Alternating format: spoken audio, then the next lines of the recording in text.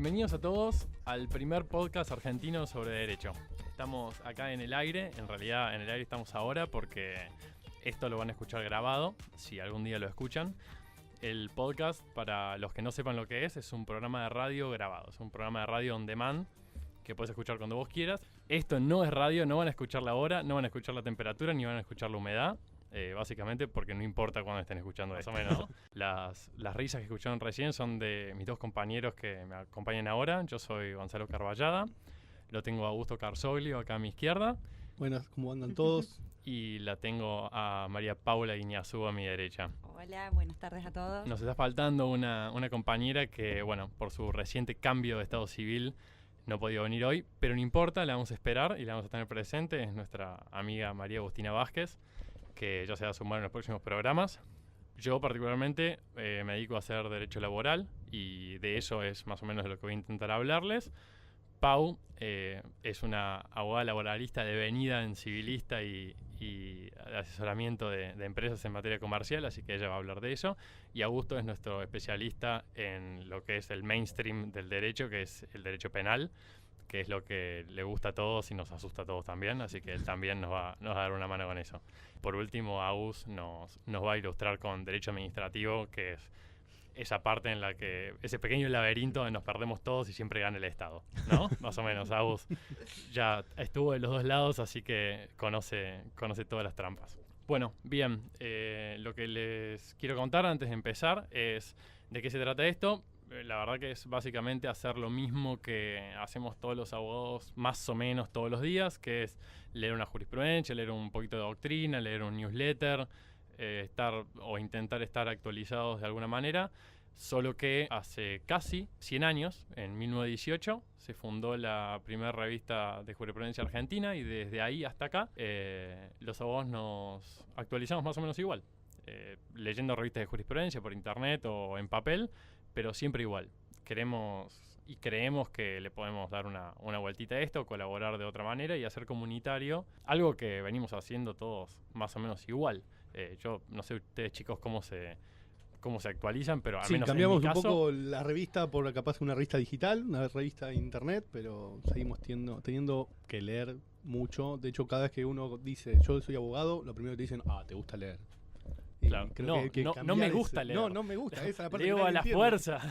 Leo porque me obligan, porque no hay nada mejor.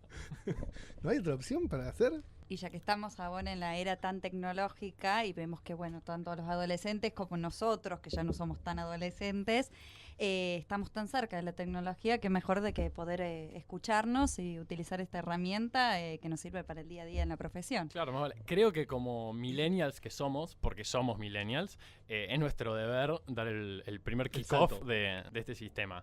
Tomando esto que dicen ustedes, además de poder escucharnos en el podcast, todos los temas que hablemos, todas las normas que citemos, toda la jurisprudencia de la que hablemos va a estar en nuestra página, que es www.dosisdederecho.wordpress.com, y también la van a encontrar en nuestras redes sociales, en Facebook, Dosis de Derecho, en Instagram, @Dosis de Derecho, y en Twitter también, @Dosis de Derecho. Ahí van a encontrar novedades y también van a encontrar contenido original que no van a escuchar en el podcast, pero sí va a haber pequeños tips relacionados con lo que hablemos acá. Así que, bueno, sin más preámbulos, me parece que más o menos quedó claro, y si no quedó claro, lo irán escuchando a lo largo del año. Vamos a arrancar, como les dije. Algo que me olvidaba antes, que me parece muy importante. Como si no se dieron cuenta hasta ahora, porque son más o menos sordos, hay dos cordobeses en la mesa. Paula y yo somos... Sí, yo quiero aclarar que soy del Imperio de Córdoba, pero me gusta hacer la aclaración porque siempre hay ese riña entre el de Córdoba capital y el riocuartense, pero bueno, más vale lo que abunda no daña y bueno. Acá son mayoría ustedes. Sí, en este caso somos mayoría, pero para lograr un equilibrio federal y de género, nuestro podcast tiene dos procedentes de la ciudad de Buenos Aires, Augusto y Agustina, y dos habitantes procedentes de la provincia de Córdoba, una de incluso del interior de Córdoba, para hacerlo más federal todavía. Y para mantener obviamente el equilibrio de género, del que seguramente Augusto nos va a poder contar un poco después. Arrancando, lo que quería hacer en este programa era contar un poco la jurisprudencia y las novedades jurisprudenciales que hubo este año en materia de derecho laboral en términos de la Corte Suprema de Justicia. Hubo mucho revuelo, se tomó en muchos medios de comunicación y se informó con análisis que hicieron algunos abogados y algunos periodistas, que la Corte había tenido un cambio de criterio en lo que eran las sentencias laborales por algunos fallos en contra de los intereses de trabajadores. Ahora voy a comentar algunos, voy a comentar 5 casos que estuvieron en boca de todos, así que todos más o menos lo saben. Insisto, los que no los escucharon o los que se quieren interiorizar un poco más, todo esto van a estar linkeados en nuestra página, igual que el podcast, igual que el audio del podcast. Pero bueno, acá es un comentario para que sepan de qué va y qué resolvió la Corte, además del criterio que está teniendo actualmente. El primer caso es el caso López Enrique Eduardo contra Horizonte, Compañía Argentina de Seguros Generales, Sociedad Anónima, sobre accidente de ley especial. Este es un fallo de Corte de julio del 2017, ¿sí? En este fallo, la Corte avaló la queja de Horizonte, que había sido condenada a pagar las costas de un juicio que había ganado. Horizonte ganó el juicio en las 2 instancias porque el trabajador, que se llamaba, como escucharon, Enrique López, había denunciado que en un accidente que había sufrido había quedado incapacitado, ¿sí? Y reclamaba a la justicia laboral para que la RT y su empleador le pagaran Este es el caso que salió hoy en todos los medios diciendo que los costas del juicio laboral ahora tiene que pagar el empleado. Exactamente. Eso es lo que salió en todos los medios. Exactamente, Bien. sí. En la era de la posverdad se toman fallos para hacerle decir a los jueces lo que no dicen. Pedacitos de fallos. Sí, pedacitos de fallos. Ni siquiera, es verdad. Lo cierto de este fallo y la postura que sentó la Corte es, y lo más importante quizá, al menos desde mi punto de vista, es que no hay un cambio en el criterio jurisprudencial. La Corte lo que dijo es, este trabajador que hizo esta demanda no se presentó en ninguna de las 2 instancias, porque de hecho en Cámara se habilitó la posibilidad de que volviera a hacerse una pericia médica al control médico. Nunca se sometió al control médico, se denunció y se le cayó por negligencia esa prueba. En esta inteligencia, la Corte dijo, el trabajador debe pagar las costas que generó por un juicio en el que culpa de él, Perdió. porque, claro, exacto, por su culpa, lo dice la Corte con todas las letras. Porque no concurrió a las citaciones del médico. Bien, ahora, ¿qué pasa? La Cámara 3, de la Cámara Nacional del Trabajo, en la Sala 3, lo que, si bien reconoció que el trabajador no se había presentado en ninguna de las 2 instancias a someterse al control médico, dijo que por una cuestión de derechos humanos, que abro paréntesis, nuestro colega Augusto también es un especialista, citando el artículo 8 y 25 de la Convención Americana de Derechos Humanos, dijo, las costas no las debe pagar el empleado porque viola su acceso a la justicia, ¿sí? La Corte dijo que, o entendió que no se verificaba que se hubiera puesto el derecho del trabajador a formular el reclamo ante los tribunales y que la prueba de esto era que había transitado tranquilamente por las 2 instancias, obtenido sentencia en las 2 instancias y había podido someterse al control médico en las 2 instancias, ¿sí? Por lo que los gastos del proceso judicial que había generado debía hacerse cargo el empleado.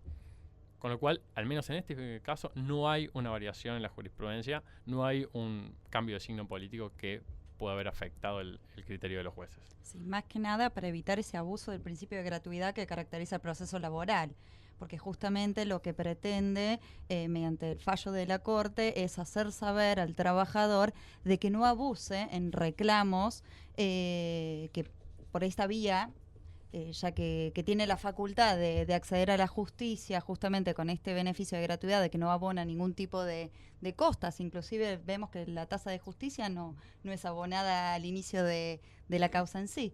Así que me parece que tampoco coincido con vos, Gonza, que no es un viraje de criterio de la Corte, sino reafirmar la postura. Consulta, porque no estoy bien empapado en el tema laboral. Si yo inicio un juicio laboral y lo pierdo, no porque no fui, sino porque lo perdí, no se llegó a probar el hecho, las costas, ahí, ¿quién las soporta? En general, si no es tu culpa tan flagrantemente como fue en este caso, suelen repartirse por mitades, por el orden causado, o incluso se le ponen a la demandada con la leyenda de que el trabajador tuvo posibilidad de creer que tenía derecho a reclamar. Bien, tenía serio convencimiento de que podía reclamar. De hecho, lo cita la Cámara en un momento, déjame que chequee acá mis apuntes. interpretó que en este caso el actor pudo entender que le asistía el derecho a reclamar por el accidente padecido, en tanto la demandada reconoció haber recibido denuncia del siniestro y a partir de ese momento haber otorgado las prestaciones en especie correspondientes. O sea, fundado en eso, la Cámara le dio la razón al trabajador en términos de costas. En este caso no se aplicó, pero en otro caso sí se podría aplicar esto. Bien. El segundo caso es Marando Catalina Graciela contra QBE Argentina RT sobre accidente de ley especial. Este es un caso muy hermoso en el que Catalina Graciela demanda a QBE por la muerte de su marido, ¿sí? Es la viuda, en un accidente laboral. Bien. ¿De cuándo es este fallo? Este fallo es de septiembre de 2017. ¿Sí? La Cámara convalidó la sentencia de primera instancia que le aplicaba una indemnización de 435.103 pesos a la viuda, pero como consideraba ese importe insuficiente, hago un paréntesis acá, recordemos que las indemnizaciones de la ley de riesgo de trabajo son indemnizaciones tarifadas, es decir que se llega a las mismas por una fórmula aritmética, matemática, en la que se pone la edad del trabajador, cuánto era su salario el último año y a partir de ahí se hace un cálculo para determinarlo. Este cálculo daba, actualizado a la fecha, 435.103 pesos con 50, pero como a la Cámara le pareció insuficiente, elevó el importe a 700.000 pesos. Redondo, sin ¿Con qué ningún tipo de criterio? fórmula. Por un criterio de justicia. Entonces, en septiembre de este año, la Corte lo revocó por arbitrario. Bien, dijo que los magistrados entendieron que se había actuado con total prescindencia de la ley, ¿sí? Las indemnizaciones, dijo la Corte, son tarifadas, lo que acabo de decir yo. Es decir, siempre deben determinarse empleando una fórmula matemática que tome en cuenta la edad que tenía el trabajador al momento del accidente y el salario que ganaba. Bien, entonces, esto para la Corte, y esto es importante porque esto está en obiter dentro del fallo, dice la Corte, esto permite que la ley de riesgo de trabajo otorgue una amplia protección a los trabajadores, amparándolos incluso de accidentes laborales provocados por su propia culpa. Y también en los accidentes in itinere, que es, bueno, casi todo el mundo sabe que es cuando sufren accidentes de camino hacia el trabajo o desde el trabajo a su hogar. Bien, y señala que mediante la sola invocación de principios genéricos vinculados con la equidad o la reparación y aludiendo a ciertas circunstancias relativas al trabajador fallecido, la Cámara había determinado una indemnización apartándose injustificadamente de la ley aplicable. Pero si es una fórmula, ¿cuál es el argumento por el cual duplica esa indemnización? Tal vez pueden ser por otros rubros, otros conceptos, un daño moral, un daño psicológico para respecto, no el fallecido obviamente, sino para el resto de los causavientes que iniciaron el reclamo. Sí, pero igual recordá que dentro de la ley de riesgos está contemplado incluso dentro de la fórmula del daño moral que es un 10% por sobre el monto que da el cálculo aritmético, así que ni siquiera Tal vez, con pero ese... me refiero, podrán haber aumentado lo que es el daño moral, más del 10%. Ponele, sí. O algún otro rubro, otro concepto que hayan estimado. Igual como... hay números muy redondos, dijo Claro. 700.000. No había coma, no había... Demasiado redondo. Bueno, otro caso también relacionado con excesivos aumentos dentro de las indemnizaciones que también dio vuelta a la Corte este año es Fontana Mariana Andrea contra Brinks Argentina Sociedad Anónima sobre accidente de acción civil. En este caso no se demandó por la ley de riesgo de trabajo, sino que se demandó por normas de derecho civil. Perdón, justo eso te quería preguntar. Hace poco tuvimos un cambio normativo en la cuestión del accidente de riesgo de trabajo. ¿Esto tiene relación con estos fallos? ¿Tiene relación? ¿Se cita en la nueva legislación? ¿Se citan todavía en la vieja? Esto tiene relación y de hecho uno de los casos de los que les voy a comentar hoy no es este, es el próximo. Habla de cómo la Corte no se mete a discutir si es constitucional o no la norma que envía los casos laborales de accidente de trabajo fundados en el Código Civil a la justicia civil. Bien, así que ten un poquito de paciencia y ya te lo cuento al próximo. En este caso, de vuelta, tenemos la sala 3 de la Cámara Nacional de Trabajo, que la Corte le revoca un fallo. Esta era una trabajadora que era recontadora de billetes, ¿sí? Para la transportadora de caudales Brinks, y hace un juicio laboral porque dice que tiene una enfermedad profesional derivada de su tarea y reclama 482.112 pesos. Bien, de acuerdo. Ella basa su reclamo en el derecho civil, o sea que, como les dije recién, no es una indemnización tarifada, sino que puede reclamar otros rubros, como puede ser pérdida de chance o daño moral, daño estético podría reclamar también, y lo que hace es, el juez, en función de las probanzas, hace una evaluación según su correcto saber y entender, y aplica le asigna una indemnización a cada uno de los rubros que reclama. Bien. En este juicio se comprobó con el examen médico que la trabajadora sí tenía una incapacidad, pero la incapacidad era una incapacidad mínima, era una incapacidad del 7,32%, que es de hecho una incapacidad habitual de la gente que tiene tareas manuales y que puede desarrollar tendinitis. De hecho, el caso de esta chica era lesión en sus muñecas, era una tendinitis en sus muñecas. Es un porcentaje razonable dentro de lo que se suele ver. Ahora, ¿qué pasa? La sala entendió que como de esa lesión también se derivaba una incapacidad física que estimaba en un 10%, no le estimaba, digamos, el reclamo que no era de 482.000 pesos, sino que era de 1.150.000. Y que, a su vez, ese monto, si bien estaba actualizado a la fecha del fallo, debían aplicárseles intereses desde el momento de la primera manifestación invalidante, lo que elevaba el monto final de la condena a 4 millones de pesos. Bien. ¿Sí? Tranqui. La Corte, bueno, como ya les adelanté, revoca este fallo y dice que el importe que establece la Cámara está fundado en pautas sumamente genéricas que no permiten verificar cuáles han sido los fundamentos o el método seguido para establecerla, ¿sí? Y que tampoco expusieron ningún argumento que pudiera justificar esa indemnización que ya estaba estimada a valores actuales, a la que le añaden la tasa activa que cobra el Banco Nación para préstamos personales de libre destino, con lo cual era un montonazo. ¿Bien? 36% anual. 36% anual. Me elevaron la liquidación de 400 a 4 millones. Exactamente. 10 veces. 10 veces. Bueno, no les voy a leer todos los fundamentos ¿Se del sumaron las del fallo. dos incapacidades? Se sumaron las dos. O sea Ni que se aplicó la incapacidad restante. le quedó un 17,32%. Pero bueno, los fundamentos del fallo son interesantes para leer. La Corte en estos fallos suele ser medio de dar cátedra, que es lo que no intentamos hacer acá. Así que, si lo quieren, lo pueden leer. Esto es solo un comentario. Por último, en fallos en contra de trabajadores, porque me guardé un pequeño as en la manga para darle una buena noticia a los descamisados, es el caso de Núñez Benítez Marciano contra Promotion Buildings, Sociedad Anónima y otros, sobre daños y perjuicios. Bien, en este caso, lo que reclama el actor es que le rechazaron la demanda dentro del foro laboral por considerar que, como estaba fundada exclusivamente en normas de derecho civil, debía tramitar por vía civil. Bien, lo que dice el trabajador es: mi demanda no estaba fundada exclusivamente en normas de derecho civil, sino que estaba fundada en normas de derecho de trabajo, pero aún así, el artículo 17 de la ley 26773, que es la ley que modifica la ley de riesgo de trabajo, que si no me equivoco es el inciso 2 de este artículo, que dice que las causas fundadas en derecho civil deben tramitar en la justicia civil, es inconstitucional. O sea, a todo evento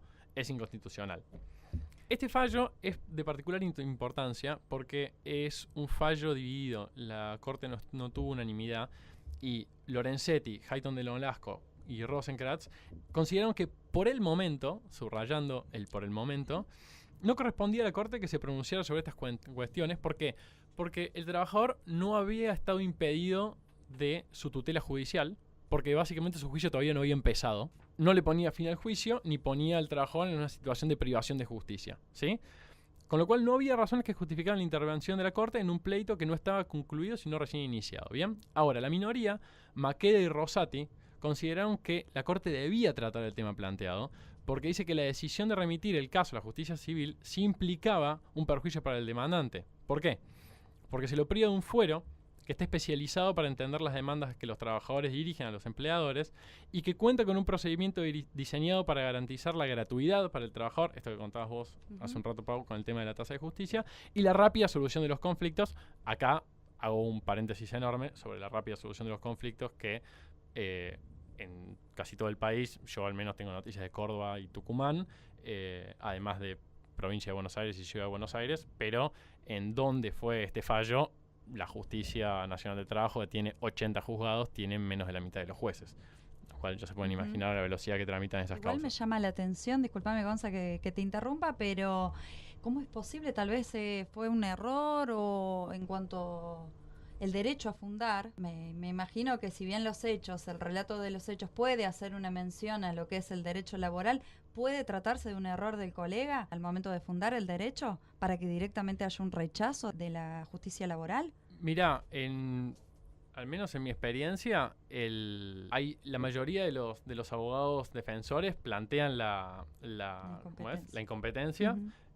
Por la norma en la que está fundada, y después la Cámara suele darle vuelta y suele enviarlo a la justicia del trabajo. Así que es posible que no haya estado tan claro cómo Tal estaba vez fundada la demanda. el relato, y además al momento de fundarlo no debe haber estado claro porque hay varios casos en donde al momento de fundar hay colegas donde no especifican bien a qué área corresponde, y eso también presta confusión. También con el tema en el Foro Comercial y Civil se suscita lo mismo. Claro, sí. Bueno, igual en este caso no lo podemos saber, pero es una posibilidad. Como último comentario que me parece interesante, los jueces dijeron que el artículo 14 bis requiere que la tutela preferencial para quienes trabajan en relación de dependencia que la Constitución Nacional encomienda al Congreso no quede circunscrita solo al reconocimiento de ciertos derechos, sino que además se asegura al trabajador la posibilidad de obtener una eficaz defensa de tales derechos. O sea, no solamente el fondo, sino también la forma, no solo la cuestión de derechos sustantivos, sino el procedimiento también hace a la defensa de los derechos del trabajador, que tienen jerarquía constitucional. Bien, y por último, para aquellos que detesten el derecho del trabajo y todavía estén escuchando esto, que probablemente sean muchos, el caso Pesina Jorge Eduardo con Luis Frisman y otros sobre despido es un caso que llegó a la Corte con un tema súper común, que es el caso del socio cooperativo, que en realidad no es socio, sino que es un empleado. ¿Sí? Esta sentencia llegó a la Corte. Los jueces, en un fallo dividido, convalidaron la sentencia de la Sala 10 de la Cámara Nacional del Trabajo. Hago un paréntesis acá, que es que traje solo fallos de la Cámara Nacional de Trabajo que confirmaron o revocaban, no porque me olvide de mis raíces del interior, sino porque este año no hubo, al menos en materia laboral, que yo haya encontrado así casos resonantes que hubiese tratado algún Tribunal Superior de Justicia o Corte Suprema de Justicia del Interior, pero no va a ser lo habitual, ni mucho menos. Bueno, lo que dicen los jueces es que era un claro intento de fraude laboral para esconder detrás de la pantalla una cooperativa, un trabajador al que lo asignaban a cumplir tareas en una persona jurídica que contrataba en los servicios de esta cooperativa. Es un típico caso de intermediación laboral y de fraude, y bueno, la verdad que la Corte lo convalidó, y además esto prueba de alguna manera, si quieren, que no hubo un viraje en materia de criterio de la Corte por el signo de los tiempos. Sí, hay que decir que este fallo también estuvo dividido. Rosati y Rosenkrantz consideraron que la Cámara no había efectuado un adecuado examen de la prueba producida y solo había hecho mérito de la prestación de servicios para terceros para hacer el análisis, que no parecía constituir para ellos un argumento válido ni suficiente para descalificarlo. Pero bueno, finalmente se resolvió de la otra manera. Estos para mí fueron los fallos en materia de derecho del trabajo más importantes del año en lo que es materia de corte. Como ven, tenemos un poquito de todo. Tenemos mucho accidente de trabajo, que de hecho todas las iniciativas en materia legislativa están dedicadas a reducirlo, ¿no? Pero bueno, eso es más o menos todo. Y creo que el año que viene vamos a tener bastantes novedades, a ver con el tema de la constitucionalidad o no, de las comisiones médicas. Hay mucho, me parece, para tratar el año que viene. Sí, y el intento, bueno, que hizo a fin de año de sancionar la ley de reforma laboral, que finalmente no se llegaron los votos suficientes para poder hacerlo, y quedó ahí en el Congreso medio esperando a ver si alguien la apadrinaba y la sacaba de vuelta adelante. Así que es posible que tengamos novedades. Vamos a tener un año movido Sí. el año que viene. Sí, el que tuvo un día movido fue Augusto, hoy que lo secuestraron, ¿no? Sí, le mando un saludo a mi vieja que está... Siempre quisiste mandar un saludo a tu mamá en radio, ¿no? ¿Puedo? ¿En streaming también funciona esto? Yo mando un saludo a toda la gente de Río Cuarto, a todos los que me conocen. Dijimos que no íbamos a hacer cosas de radio. No puedo. Ahí tengo un micrófono adelante, no puedo no hacerlo. Pero bueno, sí, ¿cómo fue eso que te secuestraron pero no? Nada, llamaron por teléfono a la casa de mis viejos diciendo que me tenían secuestrado. Justo me llamó mi vieja por teléfono para chequear y corroborar esa información. Y justo yo no tenía señal, con lo cual el caos fue un poco mayor. Llegaron a pedirle plata, todo. Y bueno, por suerte, después... Estás acá. Después, por suerte estoy acá. Yo nunca me enteré que me habían secuestrado igual. Es curioso que al penalista lo hayan secuestrado, Bueno, ¿no? Tal Es como que a mí me despiden, ¿no? ¿Querés reírte? ¿Sabes cuándo se terminó toda la vorágine? No fue cuando se comunicó conmigo, sino cuando le empiezan a decir, bueno, ¿qué estás haciendo? ¿Con quién estás? Y en un momento dice a mi hijo, bueno, ¿qué estás haciendo? Mi hijo dice, estoy haciendo una defensa penal, soy abogado penalista. Y le dijeron, andate a la mierda, y cortaron. Yo pensé que cuando le habían dicho $10.000. $10.000 dijo, no lo vale, no, No lo lo vale. vale. Escúchame. Ahora que hacemos podcast, capaz que sí. Ahora sí. Ahora sí. Ahora sos famoso. Claro, Ahora- ahora sí. Antes estaba más complicado. Sí. Vales más. Claro. Desde hoy. Desde hoy Más. valemos más. Bueno. Contanos, a ver, Augusto, ¿Querés que que hablo yo? Bueno. Vamos a dejar las damas para el final. Bueno, vamos a dejar Para, al revés. para mostrar que Lo no mejor somos a lo último, para lo decir mejor que a no lo somos último. machistas, Lo mejor a lo sino último. que somos igualitaristas. Bueno, lo mío no va a ser tan estructurado como acá el compañero Gonzalo. Primero voy a hacer una pequeña aclaración.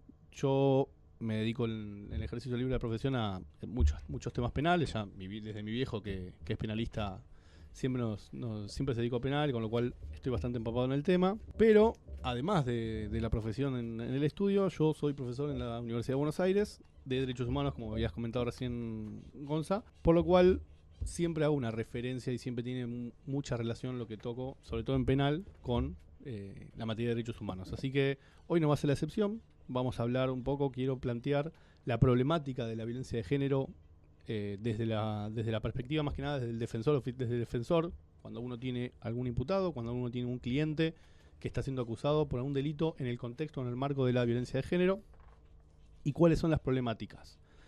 Primero voy a hacer una breve mención a la Convención Interamericana para Prevenir, Sancionar y Erradicar la Violencia contra la Mujer, o más entre amigos, la Convención de Belén do Pará. Hay que dejar en claro que esta convención es una convención a la cual la Argentina ratificó, se adhirió, es parte, pero por lo menos hasta el día de hoy no tiene jerarquía constitucional.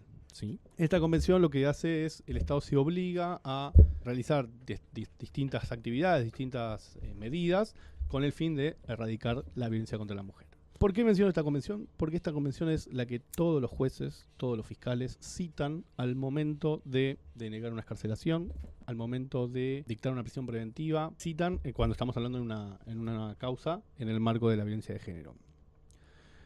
También hay que tener en cuenta que el femicidio, ¿sí? El femicidio que hace poco tiempo fue tipificado específicamente en el Código Penal, lo que establece el femicidio no es solamente un homicidio, sino es el homicidio con la intención de matar a la mujer por el hecho de ser mujer. Claro, es por ser mujer. Por ser mujer, no es solamente matar a una mujer. Porque si no es un homicidio. Si no es un homicidio. Justamente ayer estaba hablando con otra colega y discutíamos, bueno, ¿cuándo hay femicidio? ¿Cuándo no hay femicidio? Ella es militante de un partido no muy conocido, pero hacen estadísticas y son bastante coherentes, en donde dicen que hay un femicidio cada 24 horas en la capital federal.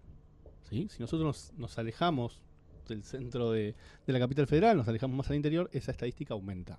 ¿Cuál es la razón de ser del femicidio? O sea, lo que hay que entender es esto, porque muchas veces se va a prestar a la confusión del femicidio de un homicidio o de una situación de violencia. El femicidio impone, necesariamente necesitamos que haya una situación de sometimiento por parte de la mujer. ¿Sí? Puede ser un sometimiento económico, puede ser un sometimiento psicológico, por lo general sean varios, no solamente uno. En el interior suele todavía tener las viejas costumbres, capaz que nuestros padres o nuestros abuelos, en donde la mujer no trabaja, con lo cual hay una dependencia económica de la mujer hacia el hombre, lo cual muchas veces esa mujer no tiene familia, no tiene amigos, no tiene forma de salir de esa situación, de ese círculo vicioso, que está obligada a tolerar determinadas situaciones. O al contrario, los tiene, pero dentro... ¿Pero por una cuestión de decisión propia o...? No, o dentro del mismo núcleo social queda mal. es todo lo Queda. mismo, es todo igual. Por eso refería a la del tema del interior o tal vez Es otras muy importante, generaciones. sí. Bien, cuando en el marco de este sometimiento se produce el homicidio, ahí estamos frente a un femicidio. Pero no es solamente el femicidio, la problemática de la violencia de género, tenemos distintos tipos penales que tocan y se dan en el marco o en el contexto de una violencia de género, como puede ser una amenaza simple, como puede ser una amenaza coactiva, como puede ser unas lesiones, ¿sí? Y lo que acá sí, bien con respecto al abogado de a pie, el abogado que lleva la carpeta y tiene el imputado y en este tema siempre va a estar detenido, que es la problemática que tenemos hoy. Por lo general, todo este tipo de delitos Hay resoluciones, hay órdenes de las procuraciones, de los ministerios públicos, tanto de nación como de provincia. No estuve buscando, no pude encontrar el número de resolución del Ministerio Público de la provincia de Buenos Aires. Prometo que se los voy a pasar para poner en la página, en donde se les prohíbe a los fiscales hacer una resolución alternativa del conflicto, un método alternativo de resolución de conflicto en temáticas donde haya violencia de género. Es decir, una amenaza no puede firmar un abreviado. Una amenaza no puede hacer una probation, un juicio abreviado, una suspensión de juicio previo o a prueba o probation. ¿Sí? ¿Por qué? Porque estamos en el marco de una violencia de género. Bastante cuestionable por todos los ámbitos. Estoy pensando en la pirámide normativa, dónde se mete eso. La resolución del ministerio. ¿Qué otras normas superiores viola que... Bueno, que la norma, estas resoluciones y también el accionar del Ministerio Público muchas veces se sienta en esto, en la Convención de Belén do Pará. ¿Sí? Pero no hay que dejar de lado que la Convención de Belén do Pará no implica... Primero que no es que dice no se puede abreviar, no se puede hacer una suspensión de juicio a prueba. ¿Sí? Lo que dice es, bueno, el Estado tiene la obligación de garantizar y de tomar todas las acciones necesarias para erradicar la violencia de género. Hoy en día lo que nos está sucediendo, por lo menos a mí y a varios colegas, es cuando tienen algún imputado, ni siquiera vayamos al femicidio, porque cuando estamos en un homicidio, por lo general es un delito que no es escarcelable, las personas transitan todo el proceso penal detenidas o privadas de su libertad. Pero cuando estamos hablando de un delito de menor monto, de una menor escala penal, como puede ser unas amenazas simples que tiene de 1 mes a 1 año, o unas amenazas coactivas que es de 2 a 4, delitos que por lo general son escarcelables, son delitos por lo general que las personas transitan todo el proceso penal en libertad y después, por lo general, o se hace una probation o se hace un juicio abreviado. En este caso, si estamos en el marco de una violencia de género, no se efectúa. Lamentablemente no tengo una solución al tema, no es que yo digo, no, bueno, hay que plantear, y esta es la problemática que tenemos hoy. Indudablemente, la problemática de la violencia de género existe, y es, o sea, tampoco quiero que mañana escuchen el podcast las mujeres y dicen, no, porque él no está en contra de la política. No, bajo ningún punto de vista. No, al contrario, digamos, de hecho, lo que estaba pensando cuando decías recién, uno piensa en el femicidio como la problemática y probablemente ese sea el punto más álgido de la situación, ¿no? Se mueren una mujer cada 24 horas, culpa de esto.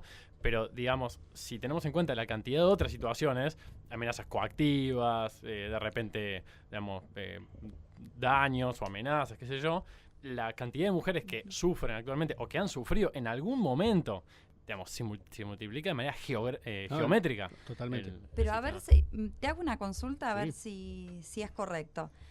La persona, por ejemplo, en este caso una mujer, se presenta ahí en La Valle, que es al 1200, donde se encuentra o hay una oficina. Yo me presento, manifiesto que me están amenazando, una simple amenaza, dando los datos del supuesto amenazante. A ver, no es que vos vas a hacer la denuncia y ya lo detienen y queda preso de por vida, pero sí hay se activa todo un aparato judicial a nivel nacional en donde se llama un asistente social y se ve la situación. Obviamente, dependiendo de la gravedad de la situación, ameritará o no ameritará la detención de esta persona. Pero una vez que ya está, o sea, que ya hay algún contexto o hay alguna situación en donde la persona la detiene, no sé, porque cayó la policía y encontró a la mujer o golpeada o en una situación caótica, entonces lo detiene a la persona, es muy posible que lo conviertan esa aprehensión en detención y después posiblemente en prisión preventiva. ¿Sí? Esto es lo que está sucediendo hoy. Estamos bastante, por suerte nos da trabajo, pero hay que ver también el lado positivo. ¿Y esto hace años o no, más que nada del último año? No, más que nada los últimos 2 o 3 años en donde hubo esta problemática explotó. Hablaba también ayer con mi amiga y le decía, pero no es que la violencia de género empezó ahora. No, por eso digo, aclaremos que queremos tener trabajo, no queremos tener trabajo de esto, no, totalmente. Pero no es que no queremos tener trabajo de esto porque no queremos que se proteja a las mujeres, sino porque queremos que la violencia de la mujer no exista más. Totalmente. Exactamente, sí. Yo creo que acá el problema que tenemos fuerte con este tema es muy difícil solucionar una problemática de esta naturaleza desde el derecho penal. Como vos dijiste bien al principio, dijiste lo que todos queremos y a todos nos da miedo el derecho penal. Bueno, hay una conciencia social en donde piensa que el derecho penal soluciona todo. Vos tenés que cobrar una plata y no porque te voy a demandar por daños y perjuicios civil, nadie se mueve. Si no, te voy a hacer la denuncia penal y ahí No, bueno, ¿cómo lo arreglamos? Y no funciona así el derecho penal. El derecho penal no va a solucionar ninguna problemática. Cuando el derecho penal llega, ya es tarde, ya está muerto. ¿Sí? El derecho penal es persuasivo, trate de persuadir las conductas de las personas, pero no va a solucionar la violencia de género. Por más que nosotros metamos preso a todas las personas que alguna vez dijeron algo malo contra una mujer, no lo vamos a solucionar. Indudablemente necesitamos que haya un accionar desde otro punto de vista del Estado, con asistente terapéutico, con asistente social, psicólogos. Por ejemplo, en el ámbito de la Ciudad de Buenos Aires, que tiene alguna competencia en materia penal para delitos menores, como pueden ser las amenazas simples, ahí sí hay suspensión de juicio a prueba, en donde le hacen al imputado o al denunciado, le hacen someterse a un tratamiento psicológico, a un tratamiento psiquiátrico y a toda la familia, porque de vuelta no es una sola situación de que hay una sola persona violenta, no es que el hombre es violento. Muchas veces en esta situación la mujer está sometida, no físicamente, sino que está sometida a esa situación y reincide, vuelve a juntarse con la expareja. Tenía una amiga que tuvo problemas con el novio, que le pegó el novio, hizo la denuncia, todo, bueno, restricción, todo perfecto. A los 20 días me llama y me dice, no, me volvió a pegar. Y yo, ¿pero cómo? No, bueno, nos juntamos para charlar. Cualquier persona que no esté en esa situación de sometimiento no lo entendería, pero la mujer que está en esa situación necesita también un apoyo psicológico. No es solamente el hombre, que el hombre creo que es lo peor, pero también necesitan un contexto. Pero bueno, para cerrar y para redondear, sí existe esta problemática, tenemos hoy esta problemática que cuando tenemos delitos no tan graves como el homicidio, como delitos pueden ser de amenazas coactivas o lesiones leves, tenemos esta problemática en donde la jurisprudencia, los jueces y los fiscales normalmente están tratando de que o la persona se mantenga en prisión preventiva o que no se llegue a un acuerdo mediante un método alternativo, un juicio abreviado, una suspensión de juicio privado. Yo me quedé pensando en lo siguiente. Vos hiciste hincapié cuando comentaste esta convención que no tenía jerarquía constitucional. ¿Hay quizás alguna otra convención que sí la tenga y de repente se pueda citar para... Por supuesto, si algún detenido de esta manera? El artículo octavo de la Convención Americana sobre Derechos Humanos, o entre nosotros llamado Pacto San José de Costa Rica, que regula las garantías judiciales en el marco de un proceso penal, le da todas las garantías a la persona para que tenga. Y podría ser colisionada con esta convención que no tiene jerarquía constitucional, en la cual la Argentina está obligada entre las dos. Que no tenga jerarquía constitucional no significa que la Argentina no tiene jerarquía, no la cumplimos. Sí hay que cumplirla igual, pero bueno, ante un conflicto normativo entre dos convenciones, dos tratados internacionales, hay una que tiene jerarquía constitucional y debería prevalecer, pero siempre esto hay que dejarlo en claro y hay que hacer la aclaración. Me perdí.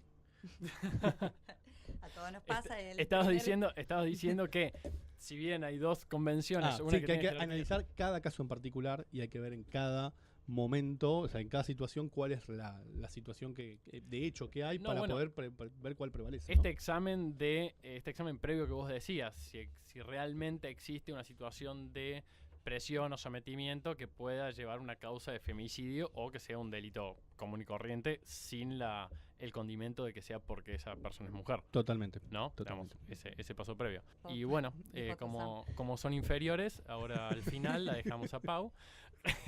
Que después le vamos a pegar. Después le vamos a golpear. Lo último es lo mejor. Pero bueno, como bien Gonza dijo, yo me dedico a asesorar compañías. Actualmente estoy asesorando a un grupo económico, así que tengo de todos gustos y colores y diversos temas del día a día.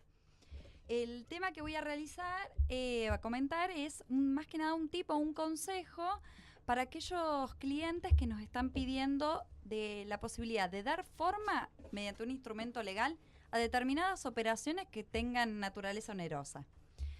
Cuando un cliente nos pregunta, tengo que formalizar una locación de servicios, o una compraventa de inmuebles o alguna transferencia de bienes, lo que inevitablemente le contestamos es, bueno, realizamos un contrato. Que si bien el nuevo Código Civil y Comercial lo contempla en el artículo 957, nos detenemos y tenemos que ir más allá de lo que es el contrato. Eso quizás sea por la fuerte raíz belezarfieliana que tenemos del Código Civil anterior, ¿no? Sí, yo creo que, bueno, a partir de, creo que a todos los abogados nos sale innatamente, bueno, contratos. Ni hablar nosotros dos que somos de Córdoba y que Vélez Arfield era cordobés y Claro. que a nosotros el código Y nos no lo solo metieron eso, por sino suelo. la materia contratos, que creo que a todos Oh. fue un tema. Un besito al Colorado González. Le mandamos un beso. Pero bueno, lo que les decía es ir más allá de esta figura y utilizar un nuevo instrumento que está contemplado y tipificado en el nuevo Código Civil y Comercial, que es la llamada carta de intención, carta oferta o propuesta, que si bien se utilizaba hace tiempo, a partir de ahora del nuevo Código Civil se encuentra regulada en el artículo 993. Se establece una especie de concepto de lo que es la carta de intención que viene a cumplir la función de un contrato. ¿Por qué yo recomiendo esta carta de intención?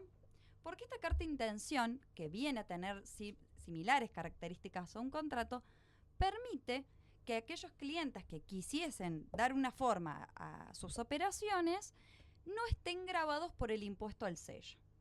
Recordemos lo que es más o menos el impuesto al sello. El impuesto al sello es un tributo indirecto, formal, que grava la capacidad contributiva del contribuyente.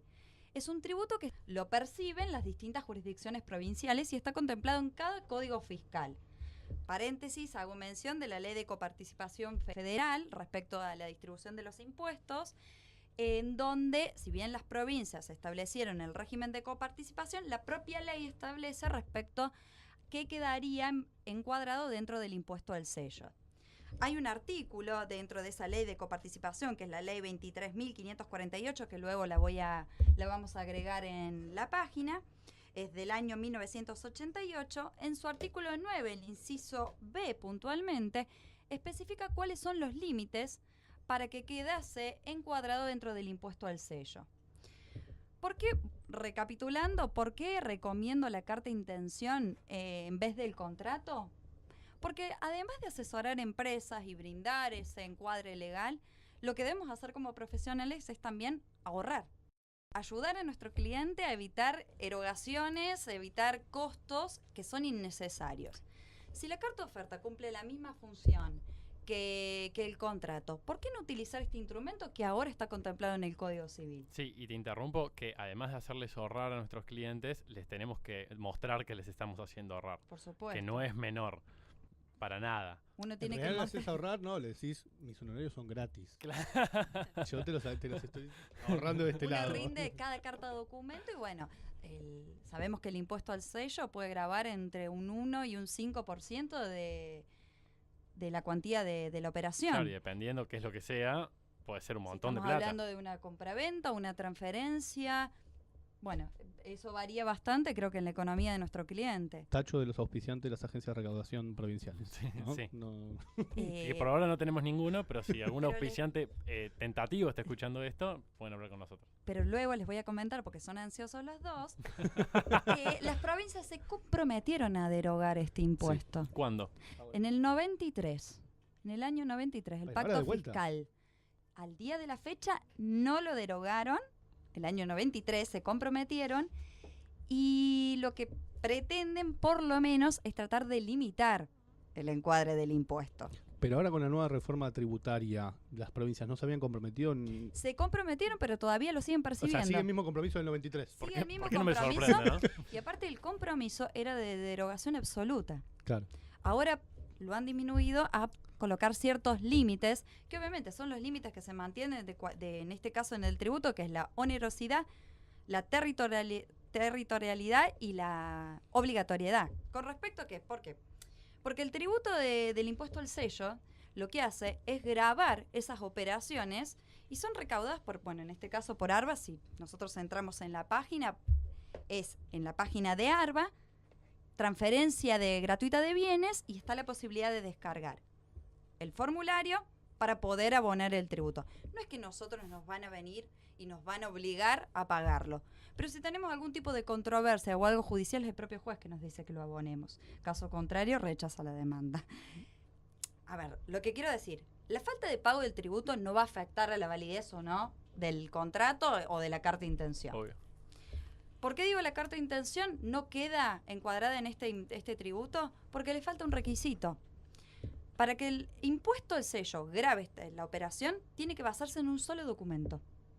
La carta de intención, como bien la palabra le dice la carta, es una carta que envía un oferente, que tiene una especie de formato que luego en la página voy a subir un modelo para que tengamos todos los colegas que necesiten asesorar a clientes en este aspecto.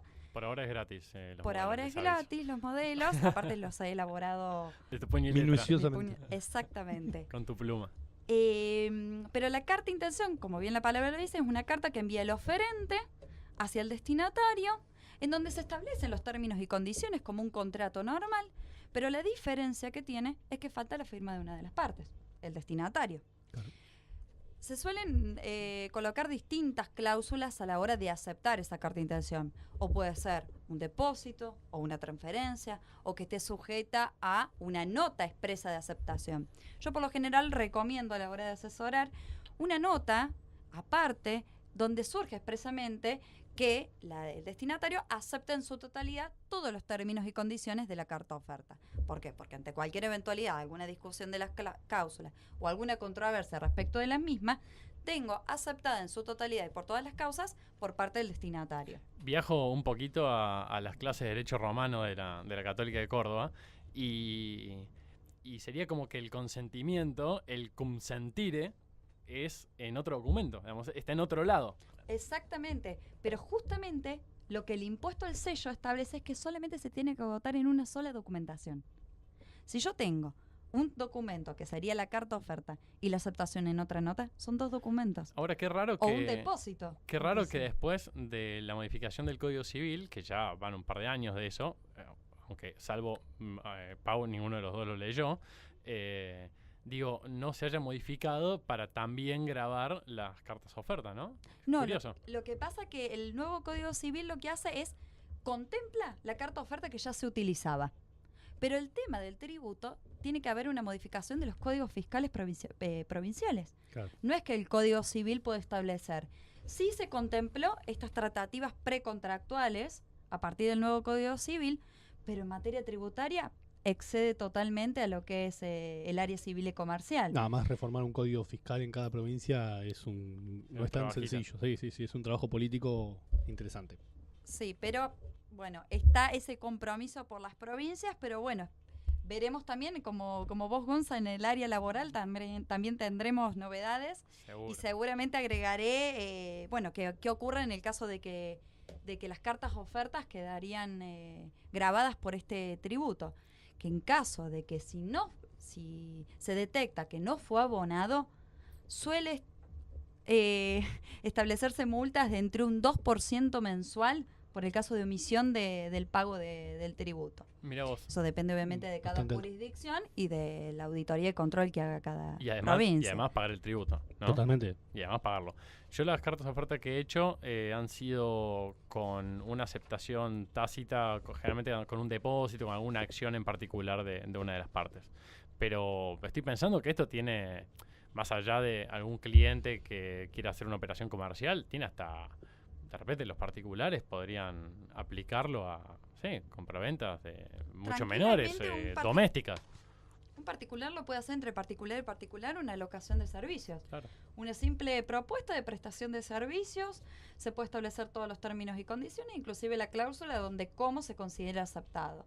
La Corte, yo he traído distintos fallos que si bien no son tan actuales porque la jurisprudencia ha sido bastante unánime. La Corte Suprema del año 2003 mantiene el mismo criterio. Tal vez el año siguiente, con la reforma tributaria, hay un viraje. Considera la Corte Suprema en los distintos fallos que los vamos a subir en la página, que es Banco Río de la Plata con Provincia de La Pampa, del año 2003, Shell con Provincia de Neuquén, también de la Corte, del 15 de abril del 2004, y así unos sucesivos fallos ¿qué establece la Corte? Considera que son ilegítimas las pretensiones provinciales respecto del pago de tributo de las cartas de intención, inclusive en los casos de aceptación tácita. O sea, no entramos en discusión la forma de aceptación. Si es carta de intención, le falta uno de los requisitos para que quede grabado por el tributo, entonces queda exonerado el pago del mismo. Veremos ahora con el tema de las aceptaciones tecnológicas, con la firma digital. Hay algunos comentarios de de distintos colegas que establecen que la firma digital, si están colocadas ambas en el mismo documento que se equipara a la firma hológrafa, podría quedar grabado por el tributo. Pero al día de la fecha no tenemos jurisprudencia. Es muy difícil también poner una firma digital en un documento, porque lo que es la firma del correo electrónico no se toma como firma como tal. Mira vos, o sea que vamos a tener que esperar y probablemente hacer otro podcast sobre firma Bueno, digital. los podcasts en realidad van a ser de un tema, no de todos. Sí, bien que me lo trajiste, para los que estén escuchando ahora. Esta va a ser la primera vez que nos van a escuchar a los tres juntos, o probablemente una de las únicas veces que lo hagan. Porque la idea es que cada una de las grabaciones tenga una temática en particular, cosa que si te gusta el derecho de trabajo, escuches no te solos. tenés que comer Claro, el derecho penal. El derecho penal lo de la carta oferta que no te sirve para nada y viceversa, ¿de acuerdo? Bien. Pero bueno, queríamos hacer este primer capítulo así para que nos Podemos pedir que nos manden temas si quieren alguno que podemos pedir que nos manden facturas. Facturas sí, pero temas para hacer. Decimos, bueno, ¿querés que si alguien está interesado, algún tema en particular? El correo electrónico del programa es dosisdederecho@gmail.com y pueden escribirnos también por Twitter, por Instagram, que ya dijimos que es @dosisdederecho, y también en nuestra página web también hay una parte, una solapa para comentarios y propuestas que siempre son bienvenidas y nos sirven un montón, porque además nos sirve saber quién nos escucha, dónde son, qué edad tienen, qué género tienen, etcétera, porque el contenido que vamos a generar en redes sociales va a estar muy orientado al tipo de persona que nos escuche. Creemos que se puede hacer distinto la difusión del derecho, y esto que hacemos todos más o menos igual, porque yo creo que ninguno de nosotros, cuando estuvimos leyendo, preparando esto, hizo algo distinto de lo que hace todos los días. La única diferencia es que ahora es comunitario, lo puede escuchar cualquiera y de manera gratuita. Perfecto. Así que bueno, creo que más o menos quedó, no salió tan mal. Primera vez en la radio para mí, radio, no sé cómo le decimos a esto, pero ¿Hace cuánto que no? El porteño se ataja. ¿Hace cuánto que no haces algo por primera vez, no? Lo dejo para todos para la próxima. con eso. Así que bueno, les mandamos un beso y nos vemos la próxima. Saludos para todos.